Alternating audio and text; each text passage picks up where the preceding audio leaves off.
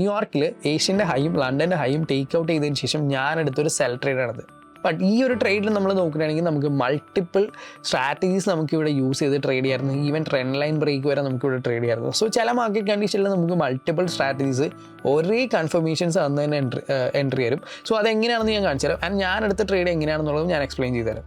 So ഈ ഒരു മാർക്കറ്റിൽ നമ്മൾ നോക്കിക്കഴിഞ്ഞാൽ ഇവിടെ നല്ല രീതിയിൽ higher high and higher loss ആണ് ക്രിയേറ്റഡ് ആവുന്നത്. ഇപ്പോൾ നമ്മൾ നോക്കിക്കഴിഞ്ഞാൽ എല്ലാ ഹൈസിൻ്റെ മേളിലും ഇപ്പോൾ ഈ ഹൈയുടെ മേളിലുള്ള ലിക്വിഡിറ്റി മാർക്കറ്റ് എടുത്തിട്ടുണ്ട്. ആൻഡ് ഈ ഹൈയുടെ മേളിലുള്ള ലിക്വിഡിറ്റി മാർക്കറ്റ് എടുത്തിട്ടുണ്ട്. സോ എല്ലാ ഹൈയുടെ മേളിലുള്ള ലിക്വിഡിറ്റീസും എന്ത് ചെയ്യുന്നുണ്ട്, കളക്ട് ചെയ്താണ് പോകുന്നത്. ആൻഡ് നമ്മളിവിടെ നോക്കിക്കഴിഞ്ഞാൽ ഇവിടെ നല്ല രീതിയിൽ തന്നെ നല്ലൊരു ഇംബാലൻസ് ഉണ്ട്. സോ ആ ഇംബാലൻസിൽ നിന്നാണ് മാർക്കറ്റ് സെൽ ഓഫ് ചെയ്തേക്കുന്നത്. സോ ഇത് ഒരു നല്ലൊരു ബേസാണ്.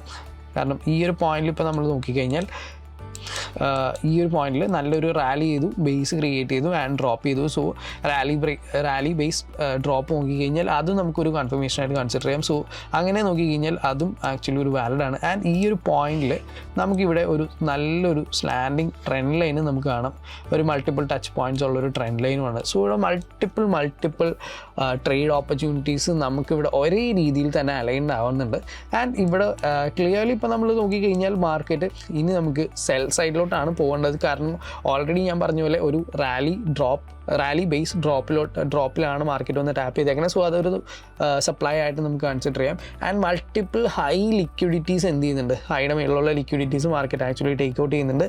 ആൻഡ് ഈ ഒരു പോയിന്റിൽ നോക്കിക്കഴിഞ്ഞാൽ നല്ലൊരു സ്ലാൻഡിങ് ഒരു ട്രെൻഡ് ലൈൻ നമുക്ക് കിട്ടിയിട്ടുണ്ട്. സോ എല്ലാം നമുക്ക് ഫേവറാണ്. ബട്ട് സ്റ്റിൽ നമുക്ക് ഒരു കൺഫർമേഷനും കൂടി കിട്ടാണ്ടുണ്ട്. ഈ പോയിന്റിൽ നമുക്ക് സെൽ എടുക്കണമെന്നുണ്ടെങ്കിൽ മാർക്കറ്റ് എന്ത് ചെയ്യണം, ഡയറക്ഷണൽ ചേഞ്ച് നമുക്ക് കാണിച്ചു തരണം. സോ ഈ പോയിന്റിൽ ഇപ്പോൾ നോക്കിക്കഴിഞ്ഞാൽ നമുക്ക് ഡയറക്ഷണൽ ചേഞ്ച് ഒന്നും കാണിച്ചു തന്നിട്ടില്ല. ഈവൻ നമ്മളുടെ ഫേവറിൽ കുറേ കൺഫർമേഷൻസ് ഉണ്ട്. കാരണം ഒരു സപ്ലൈയിലാണ് മാർക്കറ്റ് വന്ന് ടാപ്പ് ചെയ്തേക്കുന്നത്. അത് മാത്രമാണ് നമുക്കുള്ളൊരു കൺഫർമേഷൻ. ഇനി നമുക്ക് കുറച്ച് കൺഫർമേഷനും കൂടി ആഡ് ചെയ്യാം. സോ ആ കൺഫർമേഷൻ നമുക്ക് എങ്ങനെ ആഡ് ചെയ്യാമെന്ന് വെച്ച് കഴിഞ്ഞാൽ, ഒന്നെങ്കിൽ നമുക്ക് ഇപ്പോൾ ഹൈ ബ്രേക്ക് ചെയ്ത് ഒരു ഹയർ ഹൈ ഉണ്ടാക്കിയിട്ടുണ്ട്. ഒന്നെങ്കിൽ നമുക്ക് ഈ ലോ എന്ത് ചെയ്യണം, ഈ ലോ ബ്രേക്ക് ചെയ്യണം. അല്ലെങ്കിൽ നമുക്ക് അറ്റ്ലീസ്റ്റ് ഈ ഒരു ട്രെൻഡ് ലൈൻ എങ്കിലും എന്ത് ചെയ്യണം, ബ്രേക്ക് ചെയ്യണം. സോ അത് രണ്ടും നമുക്ക് എന്ത് ചെയ്യാം, അത് രണ്ടും നമുക്കൊരു കൺഫർമേഷനായിട്ട് കൺസിഡർ ചെയ്യാം.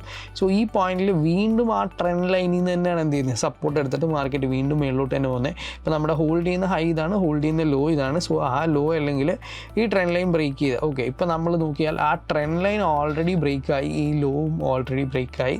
സോ നമുക്ക് രണ്ട് കൺഫർമേഷൻ നമ്മളുടെ ഫേവറിൽ എന്ത് ചെയ്യുന്നുണ്ട്, നിൽക്കുന്നുണ്ട്.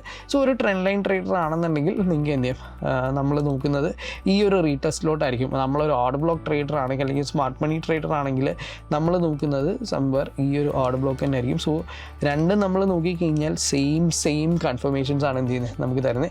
ആൻഡ് ഈ ഒരു പോയിന്റിൽ തന്നെയായിരുന്നു ആക്ച്വലി ഞാൻ എൻ്റെ ട്രേഡും പ്ലാൻ ചെയ്തത്. ഞാൻ ആക്ച്വലി പ്ലാൻ ചെയ്യുന്നത് എൻ്റെ സെൽ ലിമിറ്റ് ഈ ഒരു പോയിന്റിലാണ് ആൻഡ് സ്റ്റോപ്പ് ലോസ് ഈ ഒരു ഹൈയിലാണ് ഞാൻ വെച്ചത്.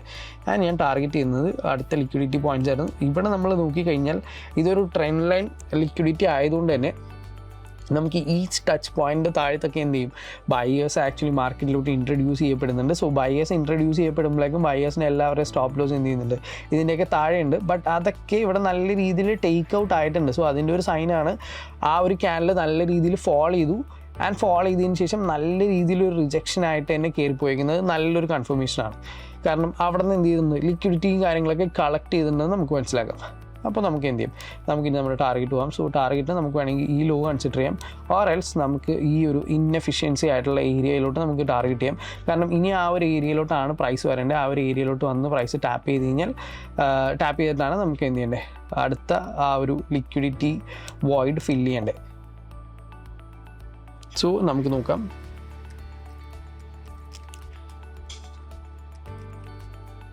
സോ നമ്മൾ പ്ലാൻ ചെയ്ത പോലെ തന്നെ പ്രൈസ് എന്ത് ചെയ്തു, പ്രൈസ് നമ്മളുടെ ഫേവറിൽ തന്നെ മൂവ് ചെയ്തു.